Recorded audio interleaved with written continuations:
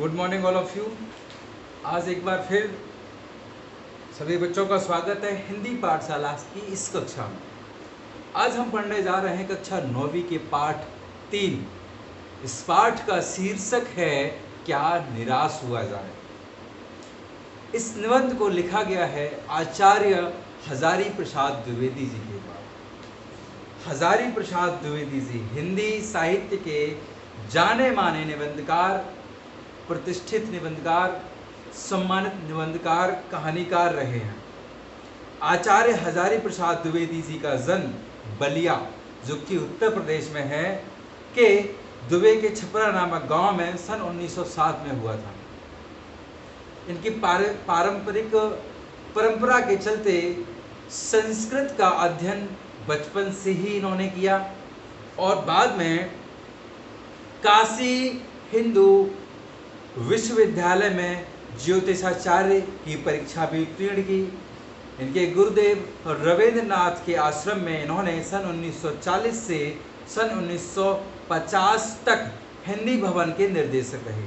तत्पश्चात काशी हिंदू विश्वविद्यालय, वाराणसी एवं पंजाब विश्वविद्यालय, चंडीगढ़ में हिंदी विभाग के प्रोफेसर तथा अध्यक्ष पद पर इन्होंने कार्य किया, अपनी सेवाएं दी। भारत सरकार के द्वारा इन्हें पद्म भूषण से सम्मानित किया गया।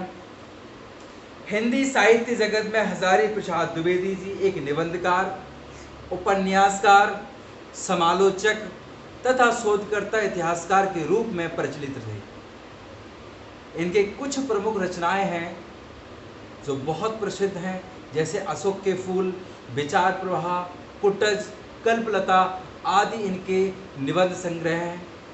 बाणभट्ट की आत्मकथा, पुनर्नवा, चारुचंद्र लेख, अनामदास का पौधा आदि इनके कुछ प्रमुख उपन्यास प्रसिद्ध हैं। कबीर, सूरदास, हिंदी साहित्य का आदिकाल, साहित्य सहचर, हिंदी साहित्य उद्भव और विकास, इनके आलोचना तथा इतिहास के ग्रंथ प्रसिद्ध हैं।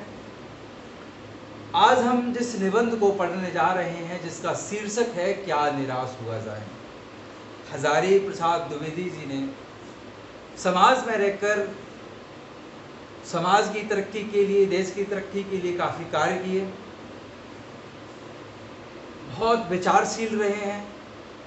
देश की समस्याओं पर बहुत गहराई से इन्होंने अध्ययन किया और अपने अनुभवों के आधार पर इन्होंने कई उपन्यास लिखे, कई कहानियाँ लिखी, कई निबंध लिखे।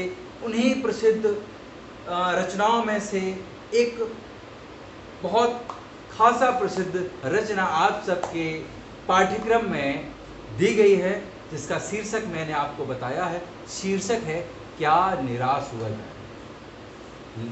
लेखक हजारी प्रसाद द्विवेदी जी कहते हैं कि आज के युग में अगर हम अपने आसपास के वातावरण को देखते हैं, समाचार पत्रों को देखते हैं, टेलीविज़न देखते हैं, मैगजीन्स को पढ़ते हैं, तो वहाँ भ्रष्टाचार, बेईमानी, ठगी, जालसाजी, इन सब से अखबार भरे रहते हैं। तो हम इन सब को पढ़कर हमारा मन भी परिवर्तित होने लगता है। इन सब का प्रत्यक्ष रूप से हम पर प्रभाव पड़ता है। लेकिन इन्हीं सब नकारात्मक बातों के चलते हजारी प्रसाद द्विवेदी जी एक आग्रह करते हैं, एक निवेदन करते हैं। उन्होंने बहुत विचार विमर्श करने के बाद कहा है कि हमें निराश होने की आवश्यकता नहीं है। बेशक आज यकीनन आज झूठ का बोलबाला है, बुराइयां का बोलबाला है, बेईमानी का बोलबाला है, लेकिन इन सब बातों से हमें निराश नहीं होना चाहिए। कहीं ना कहीं सभी व्यक्तियों के हृदय में, उनके अंतःकरण में अच्छाइयों का अस्तित्व अभी भी मौजूद है, अच्छाइयों का अस्तित्व अभी भी है।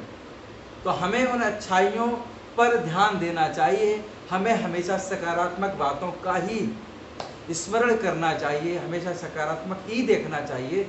नकारात्मकता से हमें कोई मतलब नहीं होना चाहिए, नकारात्मकता को हमें नकार देना चाहिए। तो हजारी प्रसाद द्विवेदी जी हमें एक सकारात्मक विचार यहाँ देते हैं और इस पाठ में काफ़ी बहुत अच्छी बातें बताई हैं, अपने जीवन से संबंधित उनके जो कुछ अनुभव रहे हैं उन सब के आधार पर आज हम इस पाठ को पढ़ने जा रहे हैं। तो चलिए इस पाठ को शुरू करते हैं। हजारी प्रसाद द्विवेदी जी लिखते हैं, मेरा मन कभी कभी बैठ जाता है। पाठ के प्रारंभ में ही एक मुहावरा आ गया है यहाँ पर, मन बैठ जाना। इस मुहावरे का अर्थ होता है उदास होना। मन बैठ जाना इसका अर्थ है उदास होना। तो हजारी प्रसाद द्विवेदी जी लिखते हैं कि मेरा मन कभी कभी बैठ जाता है, मैं कभी कभी उदास हो जाता हूँ। समाचार पत्रों में ठगी, डकैती, चोरी, तस्करी और भ्रष्टाचार के समाचार भरे रहते हैं। आरोप प्रत्यारोप का कुछ ऐसा वातावरण बन गया है कि लगता है देश में कोई ईमानदार आदमी शेष नहीं रह गया है, कोई ईमानदार आदमी बचा ही नहीं है। हर व्यक्ति संदेह की दृष्टि से देखा जा रहा। जो जितने ही ऊंचे पद पर हैं उनमें उतने ही अधिक दोष दिखाए जाते हैं। जो जितने बड़े पद पर है उसमें लोग अधिक दोष देखते हैं। और समाचार पत्रों में ठगी, डकैती, जालसाजी, चोरी ये सब भरे रहते हैं। तो यकीनन इनसे कहीं ना कहीं हमें निराशा ही हासिल होती है। तो हमें इन चीज़ों से पॉजिटिव चीज़ें लेनी चाहिए। इन चीज़ों को ज़्यादा ध्यान में न रखते हुए अपने कार्य को ईमानदारी के साथ करते रहना चाहिए और सकारात्मक दृष्टिकोण हमें समाज के प्रति बनाना चाहिए। आगे लिखते हैं, एक बहुत बड़े आदमी ने मुझसे एक बार कहा था कि इस समय सुखी वही है जो कुछ नहीं करता।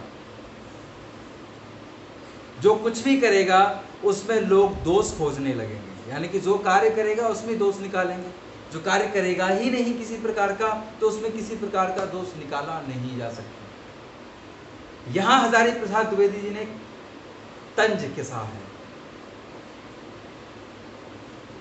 उनके सारे गुण, यानी कि जो अच्छे लोग हैं, जो उच्च पद पर लोग हैं, उनके सारे गुण भुला दिए जाएंगे और दोषों को बढ़ा चढ़ाकर दिखाया जाने लगेगा। आज अगर आप देखते हैं मीडिया को, मीडिया ये काम बखूबी करती है। मीडिया किसी भी अच्छे व्यक्ति को, किसी भी अच्छे व्यक्ति के बारे में नकारात्मक विचार अगर प्रस्तुत करने हो, समाज में उसके प्रति नकारात्मकता फैलानी हो, तो उसमें सबसे बड़ा हाथ मीडिया का होता है। और यहीं अगर किसी के अच्छे विचारों को, किसी के अच्छे कार्यों को अगर उजागर करना है तो वहाँ वह काम भी मीडिया बखूबी कर सकती है।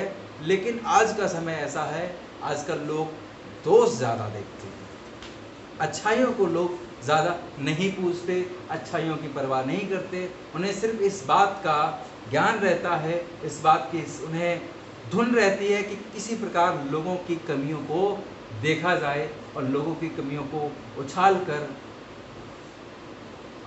उनको उनके पद से या समाज को एक नए ये गलत तरीके से मोड़ने का कार्य समाचार पत्रों के माध्यम से, मीडिया के माध्यम से किया जाता है। यकीनन ऐसा नहीं करना चाहिए।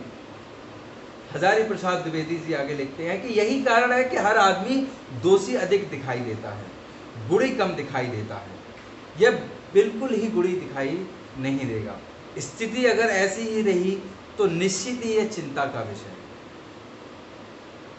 चिंता का विषय क्यों है? चिंता का विषय यह इसलिए बन जाता है क्योंकि अगर हर व्यक्ति में दोषारोपण करने की आदत बन जाएगी तो समाज में सकारात्मकता नहीं होगी। कैसे सकारात्मकता नहीं होगी? अगर हर व्यक्ति किसी दूसरे व्यक्ति के दोषों को उजागर करने में लगा रहेगा तो यकीनन वह अपने काम को पूरी लगन निष्ठा के साथ नहीं कर पाएगा। पहली कमी यहाँ से शुरू हो जाएगी। दूसरी, हमारे समाज में जो भाईचारा बना हुआ है उसमें कमी आएगी। भाईचारे के चलते हम एक दूसरे का सहयोग नहीं करेंगे, और सहयोग नहीं करेंगे तो कहीं ना कहीं हमारे जो साधन हैं वो निश्चित हो जाएंगे। कोई नौकरी हो, कोई संस्था हो, ये सभी चीजें हैं एक दूसरे के सहयोग से ही चलती हैं। जब एक दूसरे का सहयोग नहीं होगा, एक दूसरे पर हम दोषारोपण करेंगे तो हमारा खुद की तरक्की तो रुकेगी ही रुकेगी और हमारे देश की भी तरक्की स्थिर हो जाएगी। और यह सबसे बड़ी चिंता का विषय है। अगर यही सब कुछ चलता रहा, लोगों ने दूसरों के दोषों को खोजने का कार्य बंद नहीं किया तो आगे आने वाले समय में यह चिंता का विषय अवश्य बन जाएगा। हमें इसके नकारात्मक परिणाम देखने को अवश्य मिल सकते हैं। फिर हजारी प्रसाद द्विवेदी जी इन परिस्थितियों को देखते हुए उन्होंने बताया है कि निश्चित तौर पर यह चिंता का विषय है। फिर हमारी भारतीय संस्कृति के बारे में हजारी प्रसाद द्विवेदी जी लिखते हैं, कहते हैं क्या यही भारतवर्ष है जिसका सपना बाल गंगाधर तिलक, महात्मा गांधी जी ने देखा था। रविन्द्रनाथ ठाकुर और मदन मोहन मालवीय का महान संस्कृत सभ्य भारतवर्ष किसी अतीत के गड्ढे में डूब गया। यानी कि हमारे समाज में हमेशा से भारतवर्ष में कई महान संतों ने जन्म लिया, कई महान ऋषि मुनियों ने जन्म लिया, कई महान विचारकों ने जन्म लिया, कई महान समाज सुधारकों ने जन्म लिया। उनमें से जैसे कुछ नाम मैं आपको बताना चाहूँगा, जैसे राष्ट्रपिता महात्मा गांधी जी, मदन मोहन मालवीय जी, रविन्द्रनाथ ठाकुर, स्वामी विवेकानंद जी, डॉक्टर APJ अब्दुल कलाम, बाल गंगाधर तिलक, सरदार वल्लभ भाई पटेल, बहुत ये पुण्य आत्माओं ने हमारे भारतवर्ष में जन्म लिया। और आज स्थिति कैसी हो गई है? क्या आज का जो भारत है, क्या इनके सपनों का ये भारत है? नहीं। सरदार वल्लभ भाई पटेल जी ने पूरे भारत को जोड़ने का कार्य किया था। और आज स्थिति ऐसी बन गई है, देश तो बाहर से जुड़ा है लेकिन अंदर से आदमी खोखला होता जा रहा है, अंदर से आदमी टूटता जा रहा है। इसमें कई चीज़ों का योगदान है। लोगों में अहंकार की भावना ने जन्म ले लिया है, लोगों के अंदर दूसरों के दोषों को उजागर करने की प्रवृत्ति ने जन्म ले लिया है, दूसरों के दोषों को उजागर करके उसमें रस लेना ये गुनाह है जो कि आजकल के लोग बखूबी करते हैं। हमें ये सब चीज़ें रोकनी पड़ेंगी, ये बहुत बड़ी चिंता का विषय है। और मेरे विद्यार्थियों से कहा जाता है, युवा देश का भविष्य है, आप सब बच्चे देश का भविष्य हैं।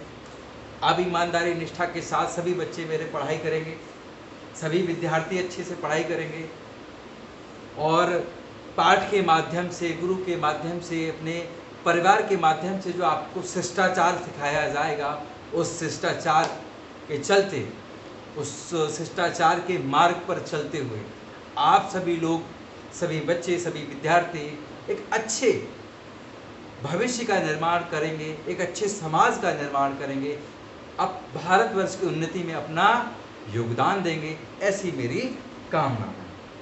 चलिए वापस आते हैं हजारी प्रसाद द्विवेदी जी की इस निबंध पर और कहते हैं, हजारी प्रसाद द्विवेदी जी ने कहा है कि रविन्द्रनाथ ठाकुर, मदन मोहन मालवीय के महान संस्कृत सभ्य भारतवर्ष किसी अतीत के गह्वर में यानी गड्ढे में डूब गए।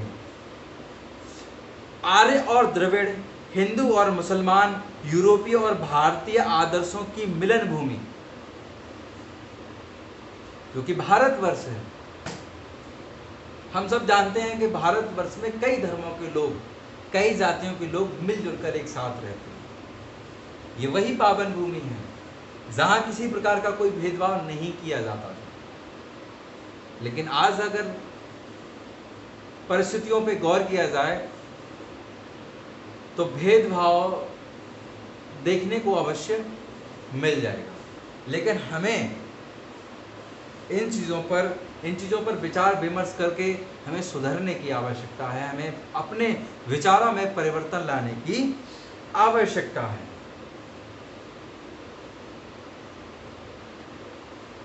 मेरा मन कहता है, हजारी प्रसाद द्विवेदी जी लिखते हैं कि मेरा मन कहता है कि ऐसा हो नहीं सकता। हमारे महान मनीषियों यानी कि ज्ञानियों के सपनों का भारत है और हमेशा रहेगा। यह सही है कि इन दिनों कुछ ऐसा माहौल बना है कि ईमानदारी से मेहनत करके जीविका चलाने वाले निरीह और भोले वाले श्रमजीवी पिस रहे हैं। ये सत्य है कि समाज में जो व्यक्ति ईमानदारी के मार्ग पर चलता है और ईमानदारी से मेहनत करके जो अपना भरण पोषण करता है, अपनी जीविका चलाने वाला व्यक्ति है, वह पिस रहा है। पिसने से तात्पर्य है उसकी स्थिति बद से बदतर होती जा रही है। और यहीं दूसरी तरफ कहते हैं कि झूठ और फरेब का रोजगार करने वाले फल फूल रहे हैं। झूठ और फरेब का रोजगार करने वाले फल फूल रहे हैं। ये स्थिति तो हम राजनेताओं में बखूबी देख सकते हैं। जो नेता होते हैं, राजनीति में जो कदम रखते हैं, शुरुआत के कुछ वर्षों तक काम तो करते हैं, लेकिन फिर वह सिर्फ अपने हित के बारे में सोचते हैं। देश के हित के बारे में सोचने के लिए उनके पास वक्त नहीं है, स्वार्थी हो जाते हैं। तो आज स्थिति ऐसी बन गई है कि मेहनत करने वालों को कोई नहीं पूछता, उनकी स्थिति बद से बदतर होती जा रही है। और जो झूठ का और फरेब का व्यापार करते हैं, वो उनकी तरक्की होती जा रही है, वो अच्छे से फल फूल रहे हैं। ईमानदार जो व्यक्ति है, जो ईमानदारी से कार्य करता है, ईमानदार को मूर्खता का पर्याय समझा जाता है। जो ईमानदार व्यक्ति है उसको लोग मूर्ख समझते हैं। सच्चाई केवल भीरू और बेबस लोगों के हिस्से पड़ी है। सच्चाई, ईमानदारी, ये सब भीरू और बेबस लोगों के हिस्से पड़ी है। भीरू लोग किसे कहा जाता है? जो लोग डरे हुए होते हैं। आगे एक शब्द भी आएगा, धर्म भीरू। धर्म भीरू किसे कहा जाता है? जो लोग धर्म के मार्ग पर चलते हैं, ईश्वर में विश्वास रखते हैं, वो कुछ बुरा करने से डरते हैं। उन्हें डर होता है इस बात का कि अगर मैं बुरा करूंगा, किसी का अहित करूंगा, तो ईश्वर देख रहा है और हमारे एक गलत कदम का परिणाम हमें अवश्य भोगने को मिलेगा। तो ऐसे लोगों को धर्म भीरू कहा जाता है। तो जो लोग भीरू हैं, डरे हुए हैं, बेसहारा हैं, बेबस हैं, सच्चाई, ईमानदारी उन्हीं के हिस्से पड़े हैं। और यही झूठ फरेब का व्यापार करने वाले लोग बहुत अच्छे से फूल रहे हैं, फल फूल रहे हैं, अच्छे से तरक्की कर रहे हैं। उनमें ईमानदारी, सच्चाई न के बराबर देखने को मिल जाती है। वो उनमें ईमानदारी नहीं होती। आगे हजारी प्रसाद द्विवेदी, आचार्य हजारी प्रसाद द्विवेदी जी लिखते हैं कि ऐसी स्थिति में जीवन के महान मूल्यों के बारे में लोगों की आस्था हिलने लगी है।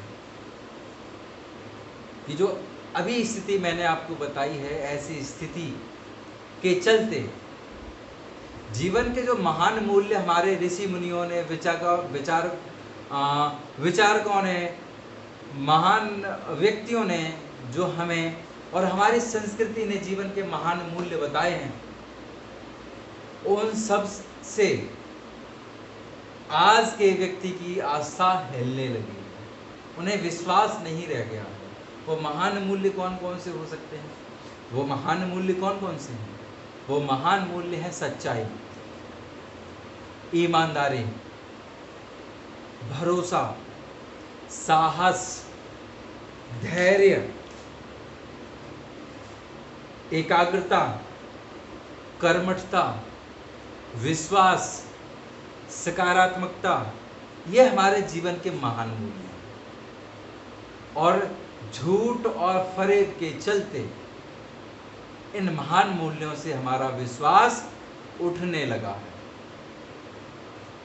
समाज में बहुत सारे लोग देखे जाते हैं, बहुत सारे लोग हमें देखने को मिलते हैं। मैंने व्यक्तिगत तौर पर मैंने लोगों को देखा है, सच्चाई के मार्ग पर चलते चलते चलते चलते लोग थक जाते हैं, बेबस हो जाते हैं, मजबूर हो जाते हैं गलत कदम उठाने को, मजबूर हो जाते हैं बेईमानी करने के लिए, मजबूर हो जाते हैं लोग फरेब करने के लिए, बेईमानी से अपनी रोजी रोटी कमाने के लिए, क्योंकि ईमानदारी के मार्ग पर चलते हुए उन्हें सिर्फ 2 वक्त की रोटी नसीब होती है। वो अपने परिवार का भरण पोषण ठीक प्रकार से नहीं कर पाते। फिर ऐसी स्थिति में लोगों का विश्वास हिलने लगता है, लोगों का विश्वास डगमगाने लगता है।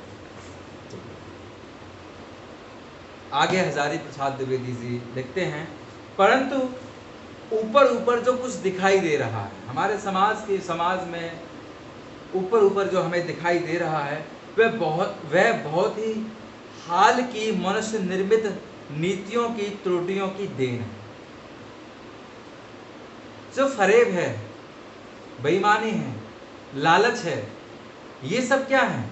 ये सब मानव के द्वारा बनाई गई नीतियों की त्रुटियां, उनकी कमियों का परिणाम है, जो हमें सभी भोगना पड़ रहा है। जो हम सब आज देख रहे हैं, इनका परिणाम आज हमारे सामने है। ये सिर्फ और सिर्फ मानव द्वारा, इंसानों के द्वारा बनाई गई कुछ नीतियों की गलतियों का परिणाम है। बहुत सारी नीतियां बनाई जाती हैं समाज में, सरकारों के द्वारा बहुत सारी नीतियां बनाई जाती हैं। सरकार के द्वारा बहुत सारी नीतियां कुछ इस प्रकार की बनाई गई हैं, जिसमें शिक्षा जगत के लिए कुछ ऐसी नीतियां बनाई गई हैं कि हर बच्चे को शिक्षा का अधिकार है, हर किसी को मेहनत करके आगे बढ़ने का अधिकार है। जो असहाय लोग हैं, जो बेसहारा लोग हैं, उसके लिए भी बहुत सारी योजनाएं भी बनाई गई हैं। बुजुर्ग लोगों के लिए पेंशनों की व्यवस्था की गई है। जो बेरोजगार लोग हैं, उनके लिए रोजगार की व्यवस्था भी सरकार समय समय पर करती रहती है। बहुत सारी योजनाएं बनाई जाती हैं। किसान भाइयों के लिए भी कई योजनाएं चलाई जाती हैं, जिनसे उन्हें आर्थिक तौर पर थोड़ी मजबूती मिल जाती है। योजनाएं तो सरकार के द्वारा बहुत पारित की जाती हैं, पर अगर जमीनी स्तर पर देखा जाए तो क्या सरकार की योजनाओं का आम जनता तक फायदा पहुंचता है? नहीं पहुंच पाता। कारण सरकार के द्वारा नियम पारित कर दिया गया, सरकार के द्वारा योजना बना दी जाती है, लेकिन जो बीच के जो लोग हैं, बीच के लोग कैसे? सरकारी कर्मचारी हैं, बीच में उनके अंदर जो लोग बीच के बैठे हुए हैं, जिन लोगों को ये कार्य सौंपा गया है कि आप जनता तक इस योजना का लाभ पहुंचाएं, वे अधिकारी इतने भ्रष्ट हो गए हैं, उनमें इतना लालच आ गया है कि वो उन योजनाओं का लाभ आम जनता तक नहीं पहुंचाते। वो बीच में ही अपना पेट भर लेते हैं। इस बात से हम अनभिज्ञ नहीं हैं। मैं और आप यकीनन इस बात को जानते हैं। अगर सरकार कभी, मान लीजिए सरकार ने किसी आम जनता के लिए कभी 1000 करोड़ का पैकेज घोषित किया है, तो जनता तक पहुंचते पहुंचते वो पैकेज ना के बराबर पहुंच जाता है। उस पैकेज को बीच में ही अधिकारियों के द्वारा, भ्रष्ट लोगों के द्वारा खा लिया जाता है। तो कहीं ना कहीं देश की अवनति में हमारा ही योगदान है, हमारे लोगों की मानसिकता का योगदान है। लोगों की गलत मानसिकता ने, लालच ने, बेईमानी ने हमारे देश की तरक्की को अपनी बेड़ियों में जकड़ के रखा। जिस दिन से हमारे भारतवर्ष में फरेब, झूठ, जालसाजी, धोखेबाजी, बेईमानी ये सब नकारात्मक विचार हमारे देश से खत्म हो जाएंगे, उस दिन हमारा देश और हम दिन दूनी रात चौगुनी तरक्की करने लगेंगे, ऐसा मुझे पूर्ण रूप से विश्वास है। चलिए आगे, हजारी प्रसाद द्विवेदी जी लिखते हैं कि सदा मनुष्य बुद्धि नई परिस्थितियों का सामना करने के लिए नए सामाजिक विधि निषेधों को बनाते हैं। कई नए नए कानून बनाए जाते हैं, उनके ठीक साबित न होने पर उन्हें उन कानूनों को बदला भी जाता है, उन्हें बदलाव किए जाते हैं। नियम कानून सबके लिए बनाए जाते हैं, पर सबके लिए कभी कभी एक ही नियम सुखकर नहीं होता। एक नियम जब बनाया जाता है तो हमेशा ऐसा नहीं होता कि एक नियम सभी के लिए लाभप्रद हो, ऐसा नहीं होता। कोई एक नियम सबके लिए, पूरे भारतवर्ष में रहने वाले सभी लोगों के लिए हमेशा सुखदायक हो, ऐसा नहीं होता है। सामाजिक कायदे कानून कभी युग युग से परिचित आदर्शों तक टकराते हैं। तो आज के दौर में जो नए नए कानून बनाए जाते हैं, उनका टकराव हमारे परिचित जो आदर्श हैं उनसे टकराते हैं, उनसे उनका टकराव होता है। परिचित आदर्श कौन कौन से हो सकते हैं? जैसे आज के समय में कुछ नियम कानून बनाए जाते हैं जनता के हित के लिए, समाज के हित के लिए, तो इन नियम कायदे कानूनों के बनाए जाने पर जो समाज के कुछ नियम जो पहले से ही बनाए गए हैं, उनका टकराव सीधे उनसे होता है, और टकराव का परिणाम कभी कभी सकारात्मक भी होता है और नकारात्मक भी देखने को मिल जाता है। इससे ऊपरी सतह आलोड़ित भी होती है, पहले भी हुआ है, आगे भी होगा, उसे देखकर हताश हो जाना ठीक नहीं है। यानी कि जो कि नियम कायदे कानून बनाए जाते हैं, उनका टकराव आदर्शों से हमारे होता है, और जो ऊपरी सतह है वह उन पर मथा भी जाता है। मथा जाना मतलब सोचे समझे जो विचार किया जाता है, जो निर्णय लिए जाते हैं, तो वो निर्णय कभी सुखकर भी होते हैं, कभी दुखकर भी होते हैं, लेकिन हमें नकारात्मक परिस्थितियों से हताश नहीं होना चाहिए। आगे हजारी प्रसाद द्विवेदी जी लिखते हैं, भारतवर्ष ने कभी भी भौतिक वस्तुओं के संग्रह पर बहुत अधिक महत्व नहीं दिया है। भौतिक वस्तुएं, धन दौलत, तो भारतीय संस्कृति जो रही है, भारतवर्ष ने यानी भारतीय संस्कृति ने कभी भी धन दौलत के संग्रह पर जोर नहीं दिया। भारतवर्ष के महान ऋषि मुनियों ने, विचारकों ने किस बात पर जोर दिया है? जो हमारे नैतिक मूल्य हैं। वो नैतिक मूल्य मैं आपको बताई थी, एक बार फिर से बता देता हूँ। कौन कौन से वो नैतिक मूल्य हैं जिन नैतिक मूल्यों के बारे में उनको अपने अंतःकरण में उतारने के लिए हमें प्रेरित किया जाता है। जो हमारे नैतिक मूल्य रहे हैं हमेशा से, भारतीय संस्कृति की जो पहचान रहे हैं, वो नैतिक मूल्य कौन कौन से हैं? जैसे सबसे पहले आ जाता है उदारता, फिर ईमानदारी, कर्मठता, यानी कि जैसे हमारे शास्त्रों में ही कहा गया है, हम सब जानते हैं कर्म ही पूजा है ना। विश्वास, आस्था, सच्चाई, सकारात्मकता, एकाग्रता, ये सब नैतिक मूल्य हैं। इन सब का सरोकार अगर हम अपने जीवन में कर लेते हैं तो अपना भाग्य हम खुद लिख सकते हैं, हम अपना भविष्य सुनिश्चित कर सकते हैं, और एक बहुत अच्छा और शांतिप्रिय जीवन हम जी सकते हैं। इसी के लिए हजारी प्रसाद द्विवेदी जी ने कहा कि भारतवर्ष ने कभी भी भौतिक वस्तुओं के संग्रह पर बहुत अधिक महत्व नहीं दिया है। उनकी दृष्टि से मनुष्य के भीतर जो महान आंतरिक तत्व स्थिर भाव से बैठा हुआ है, जो मैंने अभी अभी कुछ आपको बताए हैं, वही चरम है और वही परम है। जो स्थिर भाव हमारे अंदर मौजूद हैं, महान तत्व जो हमारे अंदर मौजूद हैं, जिनके बारे में मैंने अभी आपको बताया, जैसे उदारता, ईमानदारी, निष्ठा, आस्था, कर्मठता, विश्वास, सच्चाई, ये सब हमारे अंदर निहित हैं, हमारे अंदर मौजूद हैं, और वही चरम है, वही परम है। वही चरम है और वही परम है। इसका क्या तात्पर्य है? इसका तात्पर्य है कि जो सबसे ऊंचा हो, अग्रणी हो, वही चरम है।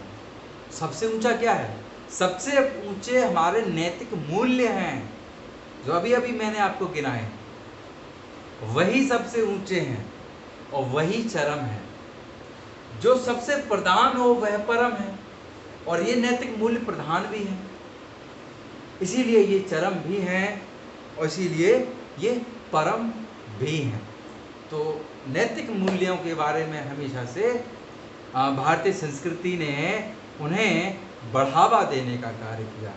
जो नैतिक मूल्य मैंने आपको अभी बताए हैं।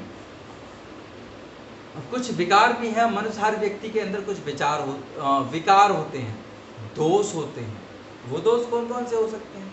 चलिए वो भी, उन पर भी चर्चा कर लेते हैं। लोभ, लालच, मोह, काम, क्रोध आदि विकार मनुष्य में स्वाभाविक रूप से विद्यमान होते हैं,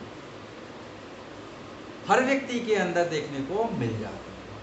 लेकिन सबसे महत्वपूर्ण बात क्या है? महत्वपूर्ण बात यह है कि हर व्यक्ति के अंदर सकारात्मक और नकारात्मक विचार विद्यमान होते हैं। अब प्रश्न इस बात का उठता है कि हमने सकारात्मक विचारों को प्रधान माना है या नकारात्मक विचारों को प्रधान माना है? हमने हमारे नैतिक मूल्यों को प्रधान माना है या लोभ, लालच, मोह, काम, क्रोध इनको प्रधान माना है?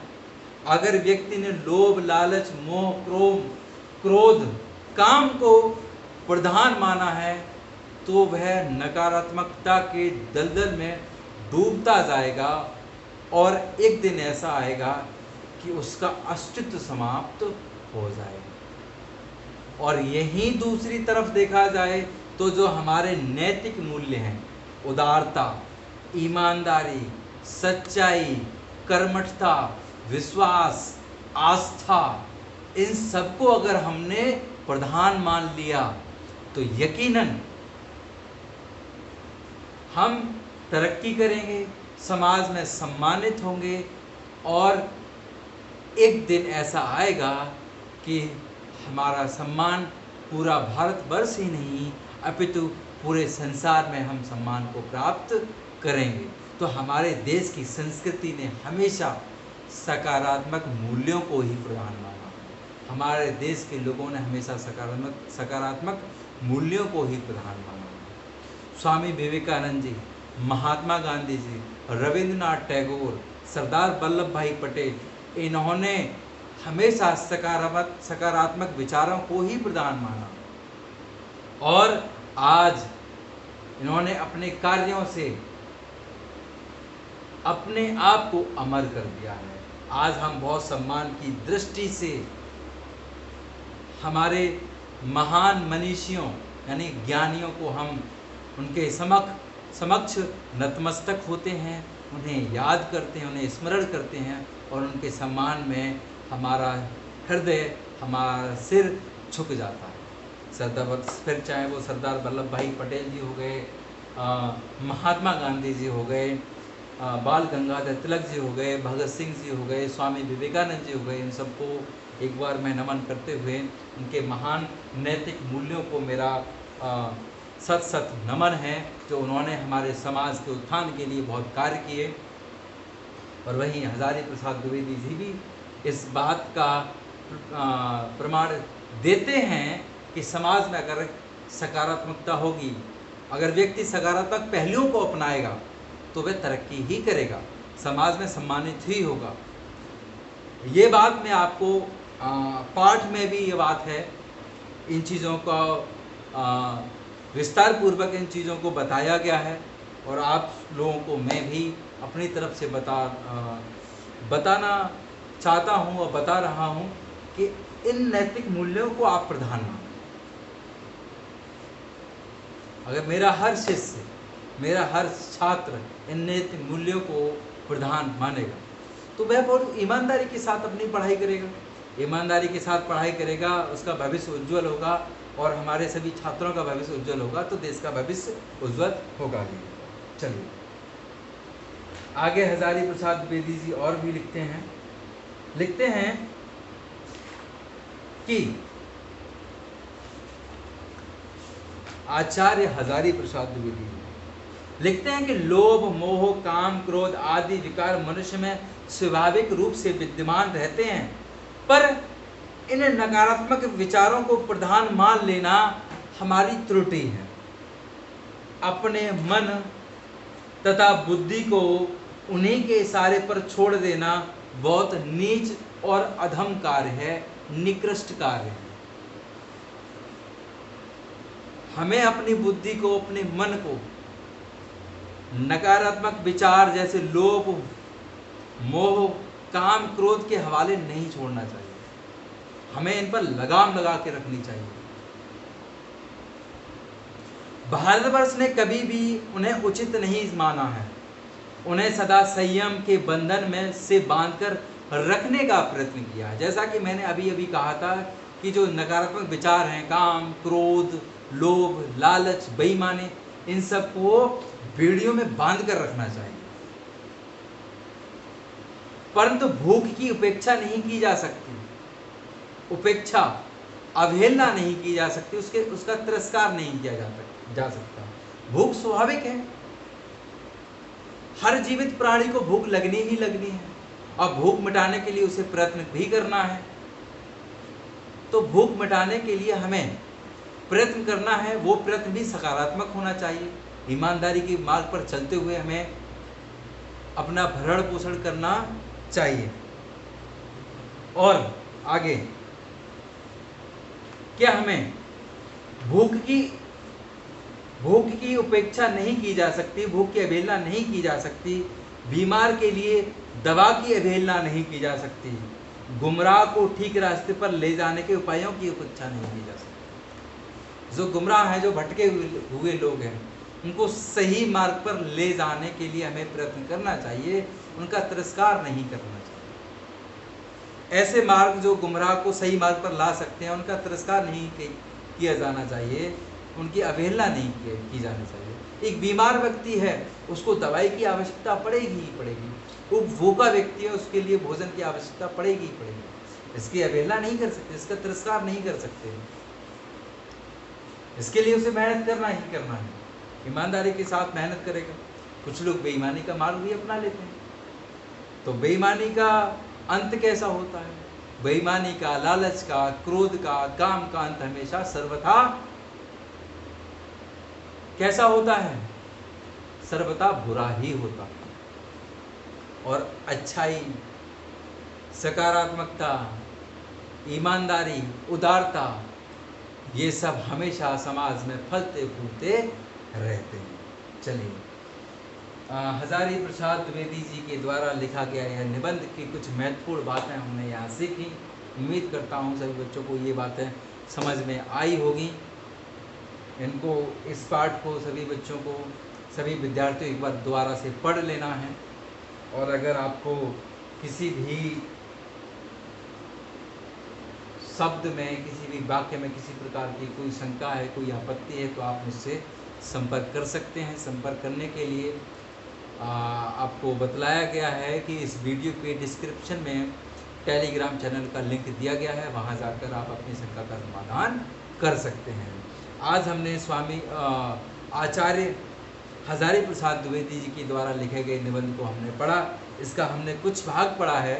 वीडियो के अगले लेक्चर में आचार्य हजारी प्रसाद द्विवेदी जी के द्वारा लिखा गया ये निबंध, जिसका शीर्षक है क्या निराश हुआ जाए, उसके अगले भाग को हम वीडियो के अगले लेक्चर में पढ़ेंगे और विचार विमर्श करेंगे। हम और आप मिलकर समाज के उत्थान में अपना अभूतपूर्व योगदान भी देंगे। चलिए, यहाँ मैं आपको अपने पाठ को यहाँ विराम देता हूँ, अपने वक्तव्य को विराम देता हूँ।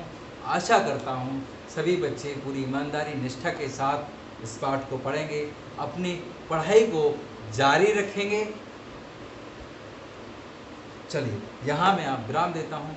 धन्यवाद। स्वस्थ रहिए, सुरक्षित रहिए, मुस्कुराते रहिए। जय हिंद, जय भारत।